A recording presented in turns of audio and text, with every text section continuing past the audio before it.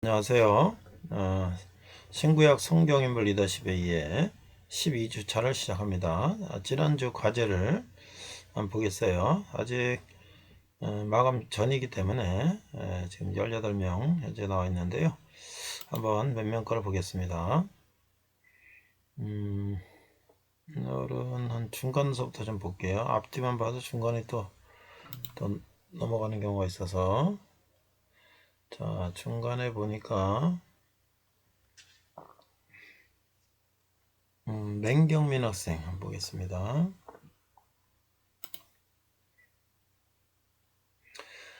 자, 맹경민 사복음서를 설명하시오.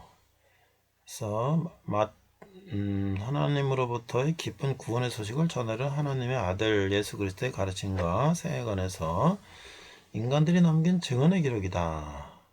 자, 공간복음은 뭐냐? 마태, 마가, 누가 세 가지를 공간복음이라 하죠. 같은 관점으로.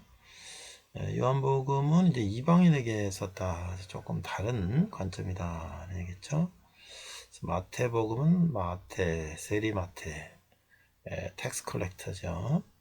그 다음에 마가는 예수님의 제자 마가. 누가는 이제 제자는 아니고 사도 바울의 이제 동역자로서 의원 누가 의사예요. 그래서 누가는 누가복음을 썼고, 그 다음에 이제 사도행전을 쓴 거로 알게 있습니다. 자, 여기 질문이 있는데, 마태, 마가, 누가, 요한은 예수님과 함께 다닌 인물인가요? 자, 그럼 여러분도 어때요? 아까 마태 누구라 그랬죠? 텍스 컬렉터, 세리 마태, 예수님의 제자, 12제자 중에 한 명이라 그랬죠? 마가는 누구예요? 마가도 예수님의 제자. 그러면 누가는 제자가 아니라 그랬죠? 누가는 제자가 아니고, 요한도 아니고, 그래서 함께 다닌 인물들인가요? 하는데, 누가는 아니겠죠? 나중에 이제 바울을 이제 동행했던 사람인 거예요. 자, 이렇게 잘 썼어요. 그 다음에 이제 또 보겠습니다. 연경민 학생 잘 썼고요. 김민재 학생. 자, 사복음서는 마태, 마가, 누가, 요한복음이다. 세리 마태 썼고, 요거는 마가복음은요. 요거는 이제 실제적으로 이 베드로를 그 말한 거를 받아 쓴 거 아니냐, 이제 이런 거예요. 그래서 역시 마가도 이제 그 제자는 아니죠. 그래서 제일 먼저 쓰여진 것이 마가복음이 아닐까. 이제 베드로는 이제 어부고 배우지 못했잖아요. 그래서 그 말한 거를 받아 쓴 거 아니냐, 이제 이런 이제 구전이 있습니다. 자, 그 다음에 이제 누가복음은요, 의사 누가는 의사였지만, 의원이었지만 역사가요. 그래서 누가복음이 상당히 길고 자세하고 여러 가지 예수님의 이적도 가장 많이 기록하고 있어요. 그래서 누가는 사도행전도 바울을 따라다니면서 전도여행을 다니면서 쓴 걸 볼 때에, 그리고 이제 누가는 이제 복음서를 쓸 때 아주 디테일한 자료들을 굉장히 많이 수집을 했어요. 그리고 또 예수님의 어머니 마리아도 직접 만나서 같이 들어보고 이렇게 해서 누가복음이 참 자세하다 이렇게 얘기할 수 있고요. 자, 요한복음은 예수님의 제자 사도 요한 90이 넘어서 돌아가신, 유일하게 순교하지 않고 노후까지 사신 분인데, 요한복음은 이제 이방인들, 특히 이제 그리스인들 이런 사람들한테 예수님을 소개하는데요. 그 당시 그리스 사람들은 뭐였냐면 소크라테스, 플라톤, 아리스토텔레스 이런 철학을 그쪽이 지배하던 그런 세상이에요. 그래서 그들의 어떤 그 사고방식에 맞춰서 이제 성경을 쓴 거예요. 태초에 말씀이 계시나, 말씀이 육신이 되어, 로고스 말씀이 어떻게 육신이 되죠? 우리는 말씀이 어떻게 육신이 돼요? 이런 것들이 이제 우리는 잘 이해가 어려운데 그들에게는 이제 그 하나님의 말씀이 그대로 이제 예수님으로 인하여 이 땅에 오시고 이런 것들은 이제 그 좀 철학적으로 설명을 하는 거예요. 그래야지 그 사람들 잘 알아들으니까 그런 설명을 했죠. 그래서 사복음서 이렇게 네 가지지만 공간복음은 마태, 마가, 누가, 요한복음은 관점이 조금 다르다 이렇게 우리가 설명하고 있죠. 그 다음에 이진주 학생. 자, 마태, 저자는 마태, 사도 마태다. 그래서 세리 마태 그러면요, 이제 그 세리라는 건 뭐예요? 세금을 징수하는 사람이잖아요. 그건 숫자에 밟지요. 그래서 예수님이 이제 갈릴리 호수에 제자들이 이제 베드로가 밤새 이제 고기를 못 잡고 이제 아침에 철수하려고 갔는데 가셔가지고 바다 한가운데로 가라. 근데 그때는요, 지금처럼 그물이 막 이렇게 물에 들어가면 안 보이는 게 아니라요, 허연 청 같은 거로 돼가지고 낮에 하면 그 고기들이 다 도망가요. 그래서 밤에 깜깜할 때 가서 그걸 해야 되거든요. 근데 밤새도록 했는데 못 잡았어요. 그 얼마나 추워요. 그 갈릴리 호수가 바다 같은 거 넓은 데인데. 그래서 이제 밤새 허탕치고 이제 가려 그러는데 예수님이 오셔가지고 배에 올라타시더니 자 바다 한가운데로 가라. 지금 대낮인데 저분은 목수라며. 그런데 가서 그물을 또 던지라. 오른쪽에 던지라. 이게 말도 안 되는데 그러면서 던졌어요. 그랬더니 조금 있다가 막 잡아당기니까 그냥 엄청나게 물고기가 잡았잖아요. 그런데 마태는 그 물고기가 153마리였더라. 이렇게 얘기하는 거예요. 여러분들 모나미 볼펜에 보면 153이라고 써 있어요. 모나미 볼펜 153. 153이 뭐지? 그게 마태가 베드로가 물고기 잡았을 숫자, 마태복음에 나온 숫자예요. 그 다 그런 연유가 있는 거예요. 그런 것이 이 마태의 사고방식이 좀 다르다. 그런 얘기를 한 거죠. 그 다음에 이제 마가는 가장 짧은 건데 베드로에게 전해받았다. 이제 그런 내용을 설명하고 있어요. 잘 썼고요. 자, 누가복음 아까 내가 설명했죠. 요한복음은 이제 좀 더 관점이 다르다. 이제 그런 얘기했죠. 자, 질문이 있다. 자, 하나님께서 한 개가 아닌 무려 네 개의 복음서를 주신 이유는 무엇일까요? 아주 재미난 질문이죠.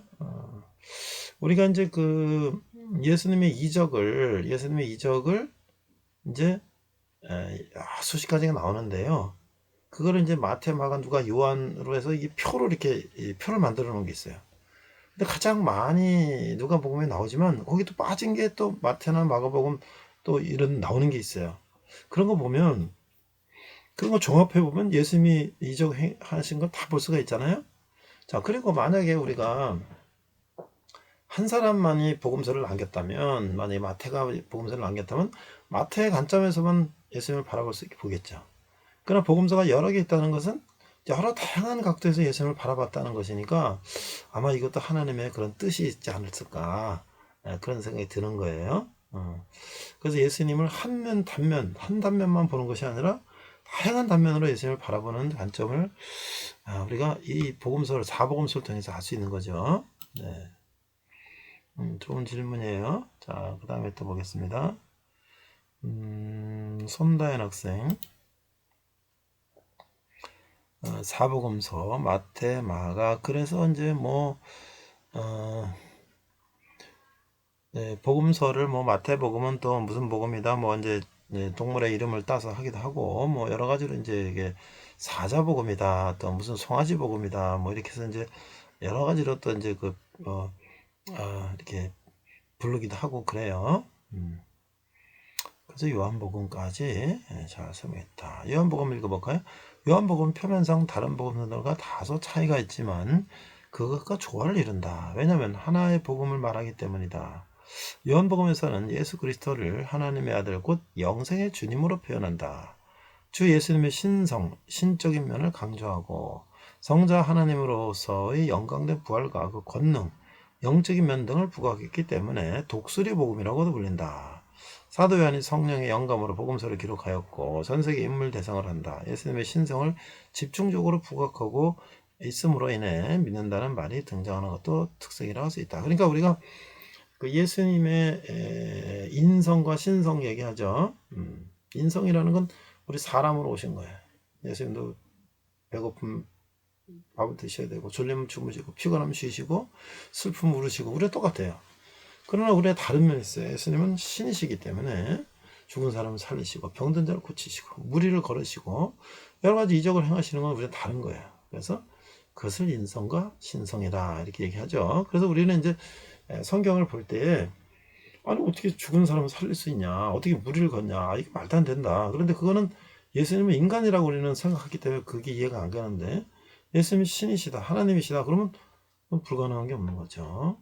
그런 의미로 우리는 이해를 하면 될 것 같아요. 네. 자, 그 다음에 또 손대한 학생까지 했죠. 그 다음에 김하늘 학생. 자, 사복음서 설명하고 질문이 있네. 질문. 자, 마지막에 하나님은 재림 약속을 하셨는데, 재림을 하시게 된다면 저희가 하나님인 것을 알아볼 수 있는 부분이 있을까요? 우리가 재림을 하시게 된다면 우리가 하나님인 것을 알아볼 수 있는 부분이 있을까요? 질문을 좀 이렇게 어렵게 해가지고 쉽게 이제 표현하면 내가 이해를 쉽게 할 텐데, 그러니까 내가 이해하는 거로는, 만약에 예수님이 다시 오실 때, 재림하실 때에 우리가 하나님을 알아볼 수 있냐, 이 얘기 같아요. 이게 그런 질문이었다면 당연히 알아볼 수 있죠. 왜냐면 요한계시록 이제 마지막 주에 가면 요한계시록을 할 건데요. 예수님 분명히 다시 오신다 그랬어요. 그럼 모든 사람이 예수님 앞에 가서 심판을 받는 거예요. 그럼 우리 개개인은 다 생명책에 기록이 돼 있어서 우리가 언제 뭐라고 뭐하고 자 이런 거를 예수님이 다 그걸 보시고 우리를 심판하신단 말이에요.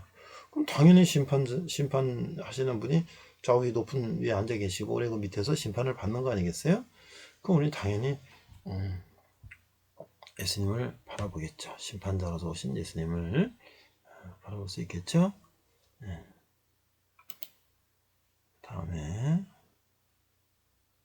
그 다음에 엄혜진 학생. 자, 또 복음서 설명을 잘 했고요. 마가복음, 누가복음 잘 했고요. 요한복음, 질문은 없네요. 잘 설명 잘 했어요. 자, 또 임승현 학생.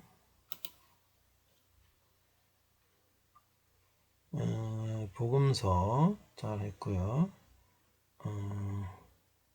여기도 질문 없네. 제가 이제 질문 있는 학생 거 한두 개만 보고 마치도록 할게요. 여러분들이 이제 잘 작성하신 것들은 똑같은 내용이기 때문에 반복해서 제가 읽으면 좀 지루하니까 그거는 이제 간단하게 정리를 하고, 여러분들이 이제 그 질문한 것들을 좀 보면 다양한 여러분의 시각을 알 수가 있으니까 제가 여기 질문 있네요. 자, 2개나 있네요. 그럼 이거 보고 이제 한번 마무리해 보겠습니다. 왜 하나님께서 마리아보다 요셉을 먼저 데려가셨나요? 요셉이 마리아보다 먼저 죽은 이유. 이거는 생각해보지 않았는데, 왜 하나님께서 마리아보다 요셉을 먼저 데려가셨나요? 글쎄, 우리가 이제 이 부분에 대해서 뭐 신학적으로 이게 이제 어때서 어땠다 이런 것들은 많이 논의되지는 않은 것 같은데, 뭐 거기 우리가 영상을 보거나 나이를 보거나 요셉이 나이가 많죠. 거의 뭐 나이 차가 많이 나는 이제 여인을 아내로 삼았단 말이에요. 그러니까 뭐 나이나 여러 가지 보나, 또 요셉은 이제 고생도 많이 했고, 그래서 먼저 하늘나라 가지 않았을까요? 이게 어떤 특별한 의미가 있다고는 저도 신학에서 배운 적은 없어요. 궁금했던 모양이죠. 혹시 다음에 다른 데 어디 나오면 내가 또 한번 알아볼게요. 자, 창세기, 출애굽기 등등 초반 구약 성경 부분은 시간 순서대로 배치가 되는데 사복음서는 시간대별로 배치가 되지는 않았습니다. 이렇게 배치된 이유가 있나요? 네. 자, 우리 학생은 지금 창세기 출애굽기는 시간 순서대로 배치가 되었다 그랬는데요. 사실 창세기, 출애굽기, 레기, 민수기, 신명기, 모세, 오경, 토라라고 하는 거는 그 시간 순서로 돼 있는데 뭐 중간에 뭐 룻기라든지 또는 어, 욥기라든지 말이죠. 이런 거는요 좀 약간 왔다 갔다 해요. 그 왜 그럴까? 그래서 이제 크로니클 연대기적으로 성경을 읽는 이제 그런 또 방법이 있어요. 그래서 여러분 우리가 만약에 한국 역사를 공부할 때 삼국시대 공부한 다음에 뭐 해야 돼요? 고려시대 공부하고 그 다음에 조선시대 해야 되잖아요. 근데 삼국시대 공부하고 나서 조선시대 갔다 다시 고려시대 공부하면 헷갈리잖아요. 이게 나중에 정리가 안 되잖아요. 그것처럼 성경은 중간에 좀 이 앞뒤가 바뀐 순서들이 있어요. 그거는 이제 뭐 여러 가지 이유가 있는데 뭐 그 성경 학자들이 염려회에서 구약에 대해서 이제 그 사람들이 모여가지고 여기까지가 구약이고 또 여기까지가 신약이다라고 그 초대 교부들이나 이 사람들이 모여서 정한 거예요. 정했어요. 그때 이제 뭐 지금처럼 성경이 그 당시에는 성경이 지금처럼 한 권에 뭐 창세기부터 요한계시록 있는 게 아니라 다 두루마리로 다 따로따로 돼 있는 거예요. 그래서 그런 거를 갖다가 이렇게 모아서 이제 이렇게 했기 때문에 순서라든지 게좀 이제 왔다 갔다 하는데 이제 그런 의미가 있어요. 구약도. 근데 자, 이제 두 번째 질문. 사복음서는 시간대별로 배치가 되지는 않았습니다. 이렇게 배치된 이유가 있나요? 그러니까 사복음서는 이제 복음서 단위별로는 이제 좀, 뭐, 마태가 썼다든지 마가 썼다든지 이게 다르지만, 이렇게 시간대별로 보면, 이 마태복음도 어때요? 뭐, 예수님이 태어나신 것부터 자라서 십자가 달리시고, 여기까지 쭉 예수님의 그 일대기를 기록한 거잖아요. 그렇죠? 그런 면에서는 이제 예수님 일대기 기록했죠. 근데 이제 사복음서가 왜 그러면은 뭐 마태복음은 어린 시절 쓰고 또 마가복음 뭐 젊을 때 쓰고 뭐 이렇게 하지 않았느냐 뭐 이런 생각도 드는데 그건 이제 저자들이 각각 자기 관점에서 예수님을 이제 전기를 쓴 거잖아요. 그렇죠? 그러니까 이제 그런 면에서는 조금 이제 시간대가 맞지 않다. 이제 그런 거는 볼 수가 있죠. 성경은 이게 이제 어떻게 보면 이제 인류의 역사나 마찬가지예요. 인류 역사가 그 수천 년 동안 내려온 거를 조각조각을 갖다 맞춰가지고 이제 이렇게 모아놓은 건데 이게 뭐 현재 오늘날 누가 그냥 한꺼번에 탁 썼으면 아주 탁 그냥 한 권에 백과사전 탁 나오겠죠. 근데 그런 게 아니라 그 수천 년 동안 써오 내려온 것들이 그다 모이고 해서 지금 모여진 거기 때문에 뭐 순서가 바뀌기도 하고 뭐 좀 뭐 빠진 것도 있고 뭐 그래서 이제 고린도 전후서 같은 경우는 학자들을 볼 때 고린도 전서 후서 두 편지만 있는 게 아니라 전전서하고 후서도 그게 두 편지 두 개가 이렇게 합쳐진 것 같다. 그러면 고린도 전후서는 두 편지 두 개가 아니라 네 개일 것이다. 이렇게 이제 추측하기도 하고요. 뭐 또 갈라디아 로마서 같은 거는 뭐 예를 들어서 하나로 묶였었는데 뭐 나눠진 이제 저기 에스라 느헤미야서요. 에스라 느헤미야. 이것도 원래 하나였는데 그건 이제 나눠 가지고 나중에 책이 나눠졌다. 이제 이런 설도 있고요. 여러 가지 이제 그런 것들이 있어요. 그게 바로 이제 역사죠, 역사. 역사는 정말 그냥 백과사전처럼 한 권에 딱 떨어지는 그런 게 아니라 그야말로 그 수천 조가 내려온 그 그런 현실을 반영하는 거니까. 네. 뭐 이것도 좋은 질문이에요. 이렇게 질문하는 거 우리가 그래서 이런 생각도 저런 생각도 해보는 거죠. 그래서 여러분들한테 질문하라는 게 그런 거예요. 그냥 뺏겨 쓰고 말면은 뭐 됐다 그러면 되는데 여러분이 자꾸 이제 그런 궁금증이나 의문을 가지면 좀 재밌잖아요. 네. 그래서 모사 학생도 여기 잘 썼어요. 그다음에 또 우리 한 명 더 한번 보고 내가 이제 질문 잘 쓴 학생들 점수 줄 거예요. 여러분들 질문 이제 자꾸 생각 좀 해보세요. 자, 손찬미 학생.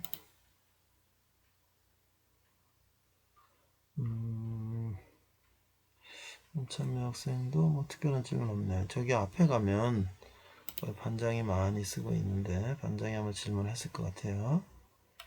반장 질문 볼까요?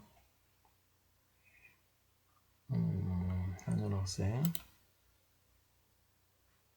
자, 여기 쓱 썼고요. 마테마가 누가요? 다 썼어요. 오, 질문 있네. 기대를 저버리지 않네요. 우리 한현호 반장이.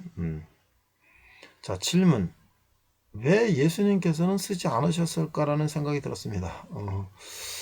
예수님께서는 왜 쓰지 않으셨을까? 복음서를, 복음서를,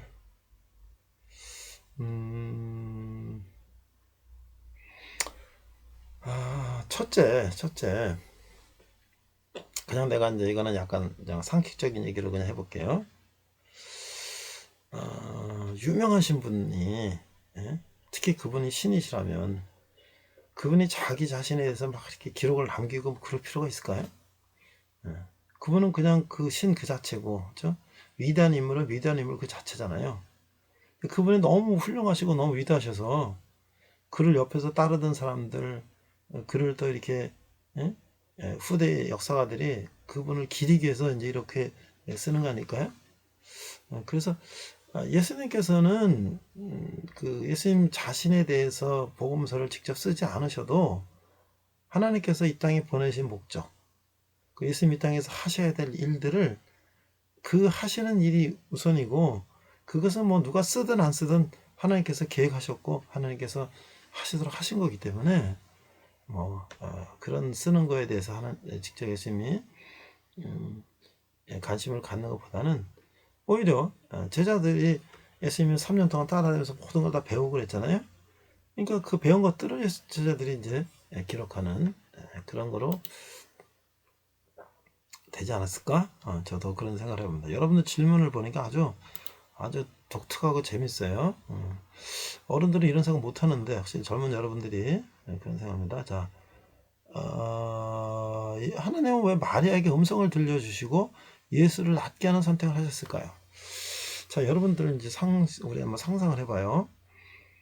그 지금 하고요, 그 몇천 년 전에는요, 2000년 전에는요, 여성의 어떤 그런 이제 결혼하고 아기 낳고 하는 것들이 굉장히 통제적이고 제한적이었잖아요.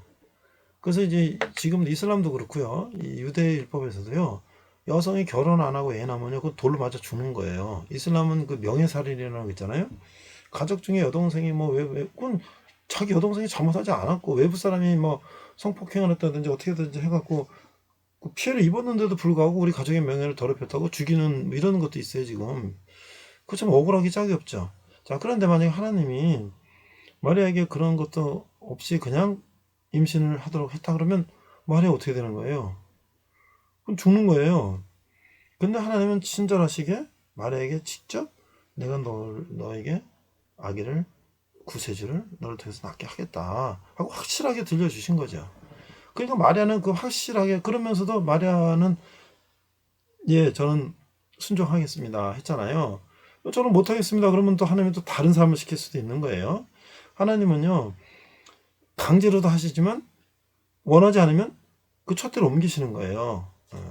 어쨌든 마리아가 그래 하겠다 그랬으니까 자기가 그 음성을 듣고 또 임신이 됐고 그거를 자기 남편 요셉에게 약혼자죠 남편이 아니라 자신에게 얘기하는 거예요. 나를 돌로 쳐 죽이면 죽여라. 나는 하나님의 음성을 듣고 난 이런 것이다. 근데 만약 그런 확신이 없으면 어떨까요? 뭐 그냥 우물쭈물하면 이게 어려워지겠죠. 그런 하나님은 그렇게 친절하신 분이에요. 그렇게 확실하신 분이에요. 그렇죠? 그런 것들을 통해서 우리가 할 수가 있고요.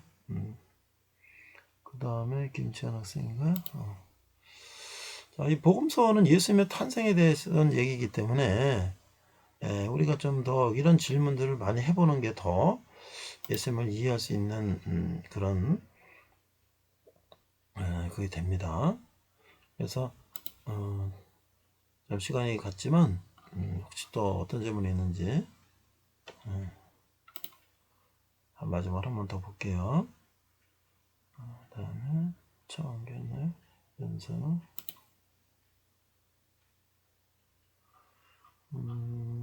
여기 있다. 질문. 예수님의 제자도 아니고 예수님을 직접 보지도 못한 마가 누가는 어떻게 복음서를 기록할 수 있었나요? 아까도 얘기했죠? 마가는 베드로가 말로 전해준 걸 썼다는 것이고, 누가는요, 자기 혼자 상상해 쓴 게 아니라요, 예수님의 제자도 만나서 그것도 들어보고, 마리아에게 직접 가서, 마리아에서 예수님 어떻게 태어나고 어떻게 자랐을 듣고, 그 다음에 그 앞에 써있던 마가복음이라든지 마태복음을 보고, 자기가 그 빠진 거를 더 추가한 거야. 그래서 이 역사가라는 건 그렇잖아요. 우리가 지금 오늘날 지금 21세기 사는 우리가 임진왜란을 쓰면 우리가 임진왜란을 겪어봤었습니까? 그 자료나 여러 가지 사료나 이런 것들을 가지고 이제 쓰는 거잖아요. 그러니까 충분히 그거는 가능할 수 있다고 보죠. 네. 자, 수고 많았습니다. 네, 여러분들.